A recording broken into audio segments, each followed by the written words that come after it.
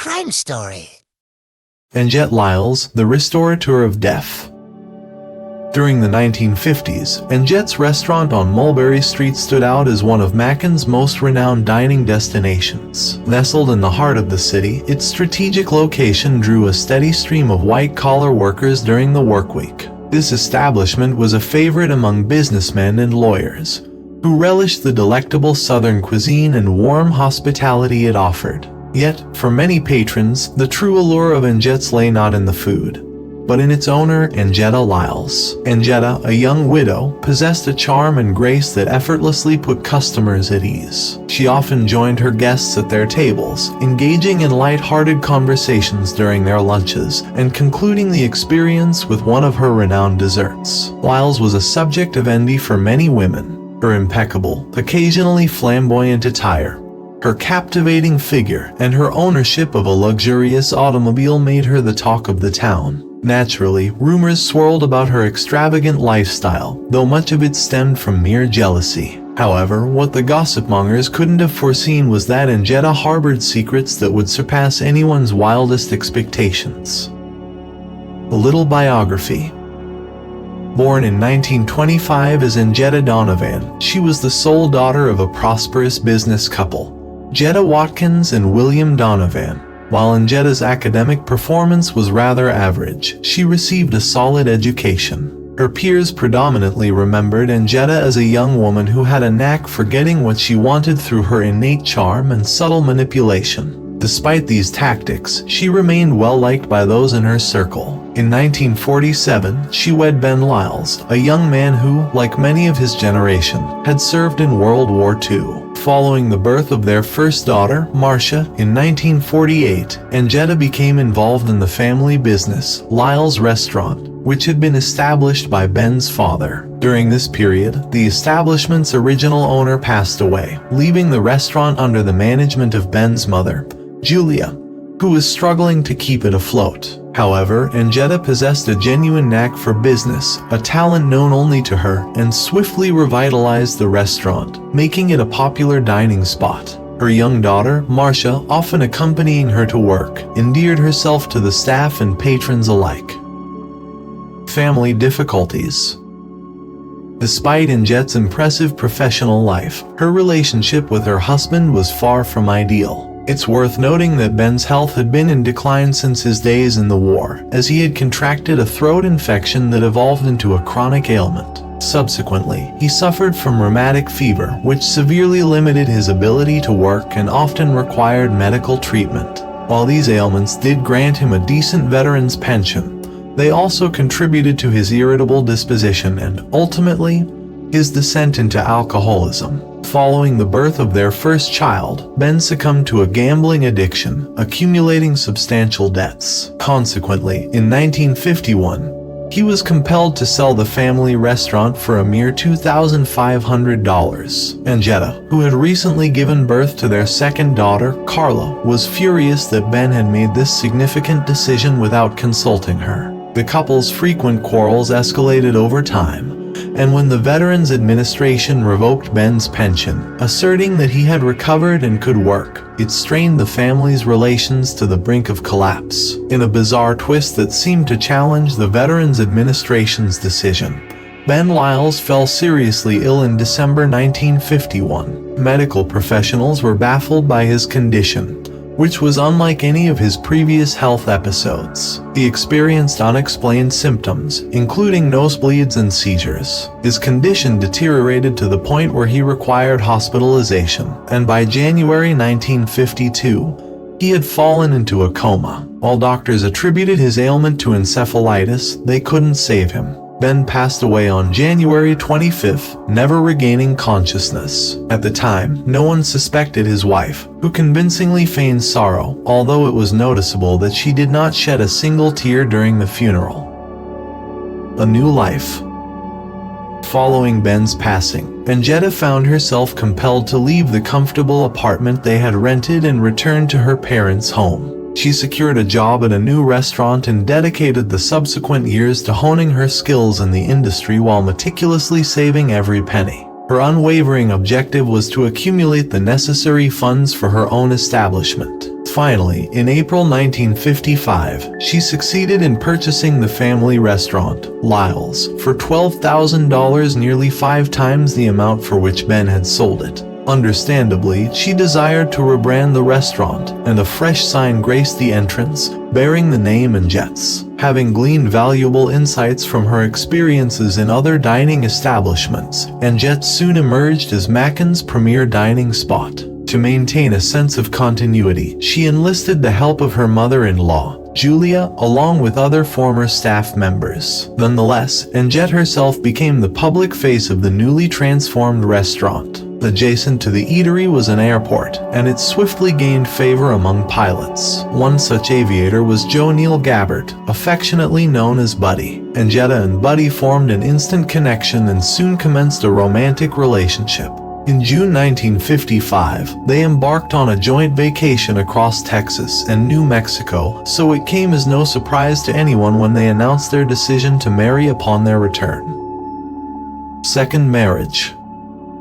Anjetta's second marriage appeared to be a happier union than her previous one. Despite her continued residence in her parents' home, perhaps the nature of Buddy's occupation as a pilot contributed to this perception, as he would be away for extended periods, disappearing for entire weeks. Some local gossip columnists seized on this as an opportunity to spread rumors about Anjetta's alleged infidelity with multiple partners. Envious individuals from the Lyles circle even insinuated that the restaurateur dabbled in occult practices and mysterious dark rituals, considered taboo in the deeply religious southern states of America. In reality, Anjetta's fascination with magic extended no further than her occasional visits to fortune tellers at fairs. However, some of her employees would recount stories of discovering lit candles in the restaurant, and Anjetta whispering something akin to a spell when she believed no one was around.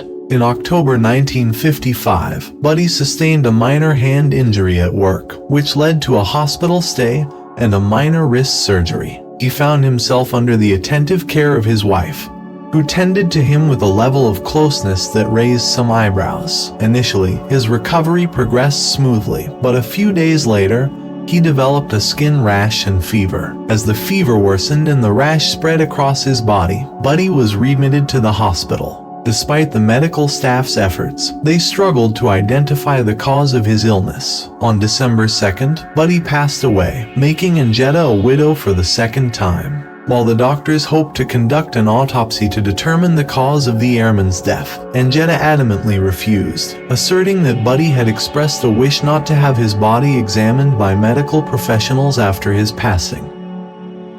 The caring daughter-in-law. Much to the astonishment of those in her social circle, Angetta rebounded remarkably swiftly from the loss of her husband. Within a few months, she not only officially changed her last name from Gabbert back to Lyles, but also embarked on a romantic relationship with another charismatic young pilot. Thanks to Buddy's profession as a pilot, he had a substantial life insurance policy. Using the proceeds from Gabbert's life insurance, Angetta acquired an expansive house and an opulent car that left the genteel ladies of Macon seething with envy. Nevertheless, Lyles remained largely indifferent to the opinions of others. Julia Lyles relocated to Anjetta's new residence, where she took on the role of caring for her granddaughters while her sister-in-law worked at the restaurant. Relations between the two women grew tense, exacerbated by the elder Mrs. Lyles' steadfast refusal to draft a will, even in the face of Anjetta's insistence. Julia appeared in good health and exhibited no concern about her own mortality in the years ahead. To complicate matters, Julia had a second son, a fact that seemed to trouble Anjette considerably, as she feared that, in the event of her mother-in-law's demise, her brother-in-law would inherit everything. However, in 1957, Julia unexpectedly fell ill. Initially, her ailment appeared to be a run-of-the-mill summer cold, but her condition rapidly deteriorated, marked by peculiar symptoms that necessitated her hospitalization. Angetta underwent an immediate transformation, becoming the most nurturing person in the world. She visited Julia daily at the hospital, bearing her mother-in-law's favorite dishes from the restaurant, and tenderly feeding her with a spoon. This unwavering devotion earned her the deep admiration of Julia, who finally agreed to draft her will. Interestingly, the very next day, the elderly woman's condition took a sharp turn for the worse, and Julia passed away on September 29th. In Julia Lyles S.R.'s will, she allocated the first third of her estate to Joseph, her son, the second third to Angetta, and placed the remaining third in trust to be passed on to her granddaughters. It came to light that Julia's share amounted to a substantial $11,000, a significant sum for that era. Perhaps it was due to this windfall that, during the funeral, Angetta struggled to display grief on her otherwise beautiful face. A daughter who looked too much like Ben. Angetta couldn't be labeled a bad mother. She genuinely loved her daughters and dedicated a considerable amount of time to them. However, as her daughters started to grow a bit older, the widow began to notice that her 9-year-old, Marcia, was displaying traits reminiscent of her first husband. This observation vexed Lyles to such an extent that she frequently snapped at the young girl, derogatorily calling her a willy like Ben. On a few occasions, she even made joking remarks in the presence of witnesses, hinting at her desire to harm Marissa. During these fits of anger, Anjette would find solace in her younger daughter, Carla, who was fortunate to have a different face, not resembling her father. Regrettably, in March 1958, Marcia began experiencing sudden, severe bouts of coughing and persistent headaches. Angetta tried to nurse her daughter at home, but her condition worsened. Violent episodes of vomiting ensued, prompting Lyles to rush Marcia to the hospital. Angetta appeared visibly distressed, visiting her daughter daily and bringing her food and teas. But these gestures seemed to exacerbate her condition. With each passing day, Marcia's health continued to deteriorate. Around this time, public suspicion began to cast a shadow on Angetta. The primary reason for this was her startling decision to make preparations for her daughter's funeral within a mere couple of weeks, even though Marcia's condition had taken an unexpected turn for the better. Tragically, after several unanticipated visits to the hospital by Anjette, the girl's health deteriorated once more. For some inexplicable reason, the medical professionals failed to promptly diagnose the girl's kidney failure. Her condition continued to deteriorate, and she experienced distressing hallucinations, pleading for protection from the creatures pursuing her, and the removal of the insects and worms crawling over her body. On one occasion, Angetta let out a laugh upon hearing her daughter's desperate plea for help.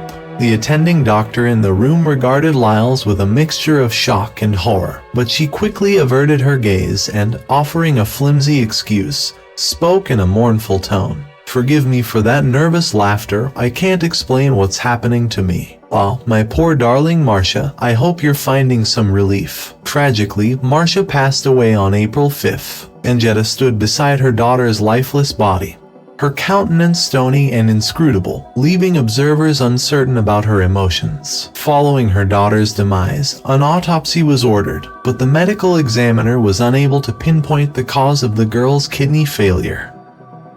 Suspicions. A few days later, the doctor received an anonymous letter, which was later revealed to have been sent by a female employee at Anjette's restaurant.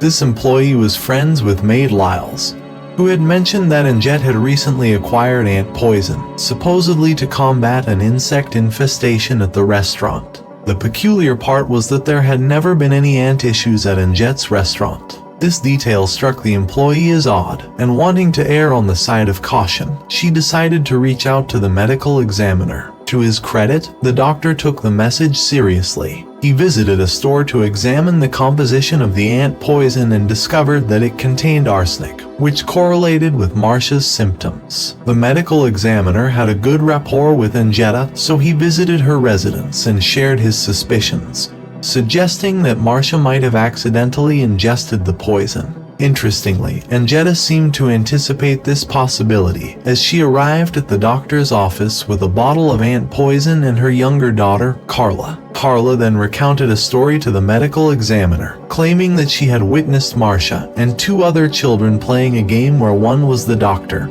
and another the sick patient, with her sister supposedly administering medicine from the bottle. The doctor couldn't shake the feeling that he was watching a well-rehearsed performance, but he nevertheless advised Angetta to notify the other children's mothers. Angetta, right before his eyes, looked up the mothers' names in the phone book and made the calls, informing them that their children may have come into contact with the poison. Strangely, the parents of these children later asserted that they had never received such calls, and, furthermore, the number of one of the women was not even listed in the phone book. Arrest. It appeared that Angetta had grasped that her previous efforts had fallen short. Her nerves became increasingly frayed, her pre-existing health issues exacerbated, and a month after Marcia's passing, she found herself hospitalized due to varicose veins. Meanwhile, the medical examiner shared his suspicions with the police, who swiftly moved to arrest Angetta. However, at the time of her arrest, she was unable to walk. And so, while facing 4 charges of murder, those of her husbands, Julia Lyles and Marcia, Angetta was confined to a wheelchair. Interestingly, the police possessed substantial evidence only in the case of Marcia's murder. To establish a connection between this case and the other 3 deaths, the prosecution aimed to demonstrate the presence of a consistent pattern or system. Naturally, the arrest of Angetta Lyles became a sensation in Macon and throughout the entire state. Newspapers went into a frenzy, with headlines characterizing her as the glamorous platinum-haired killer, and the cruel perpetrator of heinous crimes against children and the elderly. Adding to the chilling narrative, it soon emerged that approximately a dozen books on voodoo magic had been discovered in her home. Accounts from individuals who knew Angetta spoke of her involvement in spells and frequent visits to fortune tellers, lending an intriguing dimension to the story. The trial. In October 1958, before the start of Anjetta's first trial, a huge crowd gathered outside the courthouse. Arsenic is a semi-metallic element notorious for being a potent indicator in cases of poisoning. Its traces can persist long after death, making it a favorite tool of malevolent individuals. In this case, the bodies of Julia, Buddy, and Ben were exhumed for further examination.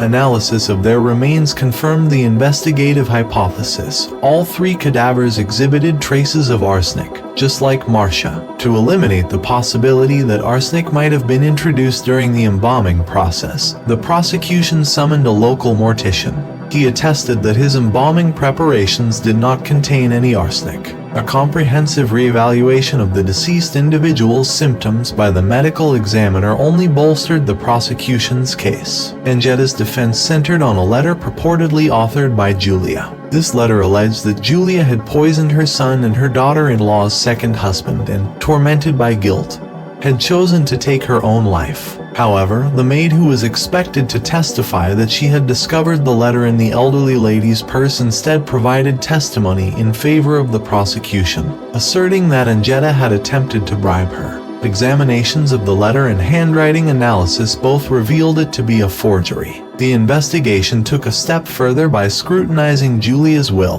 which Angetta had purportedly persuaded her to sign. Experts determined that the author of the forged letter had also fabricated Julia's signature on the will. With her defense significantly weakened, Angetta had little recourse but to vehemently deny the accusations and occasionally resort to imaginative assertions. She claimed, for instance, that Ben's demise was solely a result of alcoholism, and that Buddy had a pre-existing rash before their marriage. However, she failed to produce concrete evidence to support either of these claims. Hence, when the jury deliberated during her final trial, it came as no surprise that it took them a mere hour to deliver a unanimous guilty verdict. Ultimately, Angetta received a death sentence to be carried out in the electric chair. Naturally, Angetta pursued appeals against the verdict, but these legal efforts proved futile. She was subsequently placed on death row at Reidsville State Prison, where her execution was imminent, although authorities appeared to show no urgency in carrying out the sentence. The last years of her life. Angetta was on track to become the first white woman executed in the state of Georgia, a line no one seemed eager to cross. In an effort to resolve this inconvenient dilemma, the state governor appointed a commission to evaluate Anjetta's mental state. Remarkably, the psychiatrists swiftly concluded that Lyles was afflicted by schizophrenia. This diagnosis meant that she couldn't be executed, leading to her transfer to Milledgeville State Mental Hospital. Angetta resided there for the next 18 years, and intriguingly, she exhibited no signs of illness, retaining her charm and sweetness. She acquired skills in fortune-telling and card reading, becoming highly regarded among both patients and staff. Despite her outward appearance of health, her medical records still listed a terminal illness. One day, she confided in a friend that she had deliberately refrained from being declared sane, fearing execution. Angetta Lyles passed away in 1977, succumbing to a heart attack at the age of 52. You might be curious about the fate of Carla, Anjetta's second daughter. Precise information on this matter is scarce, but local rumors suggest that the 7-year-old girl was adopted by another family who changed her name. Carla has never attempted to visit her mother or make any public statements, making it challenging to verify the truth of these claims. Despite the significant attention the serial killer trial had garnered, little interest was evident in Anjetta's demise. Relatives on her parents' side insisted that she be laid to rest in the Donovan family plot in Wadley. It turned out that Anjetta was buried between Marcia and Ben, individuals directly connected to her involvement in their deaths. This narrative served as a poignant reminder that death is the great equalizer, ultimately bringing everyone to the same destination. I hope you liked this story. Please don't forget to leave a comment sharing with your thoughts below. Give a thumbs up this video, and remember to hit that subscribe button to stay tuned for more captivating stories. Thank you for joining us on this remarkable journey, and we'll see you in the next video.